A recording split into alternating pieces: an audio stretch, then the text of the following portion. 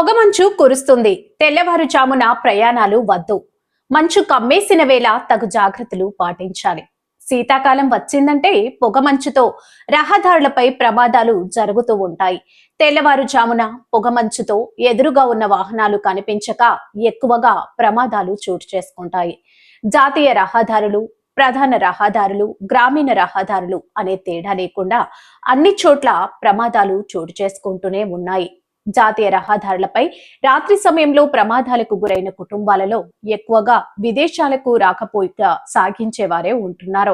రాత్రి సమయంలో విదేశాల నుంచి వచ్చే వారిని తీసుకురావడం, వీడ్కోలు తెలిపేందుకు శంషాబాద్ ఎయిర్పోర్ట్ కి ఎక్కువగా రాకపోకలు సాగిస్తుంటారు.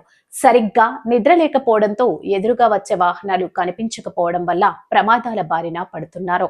రహదారులపై వేగంగా ప్రయాణించి మంచు కారణంగా ఎదురుగా ఉన్న వాహనాలు కనిపించకపోవడంతో ప్రమాదాలు చోటు చేసుకుంటున్నాయి. పొగమంచుతో వాతావరణం ఉన్నప్పుడు వాహనదారులు తప్పకుండా జాగ్రత్తలు వహించాలి. తప్పనిసరి పరిస్థితుల్లో మాత్రమే రాత్రి సమయంలో ప్రయాణాలు చేయాలి. పొగమంచు దట్టంగా ఉన్నప్పుడు, ముఖ్యంగా తెల్లవారుజామున ప్రయాణాన్ని వాయిదా వేసుకోవడమే ఉత్తమం. కారు అద్దాలను తుడిచే వైపర్లను తనిఖీ చేసుకోవాలి. వాహనాలు రహదారులపై పార్కింగ్ చేసి ఉంటాయి. వాటిని గమనించాలి.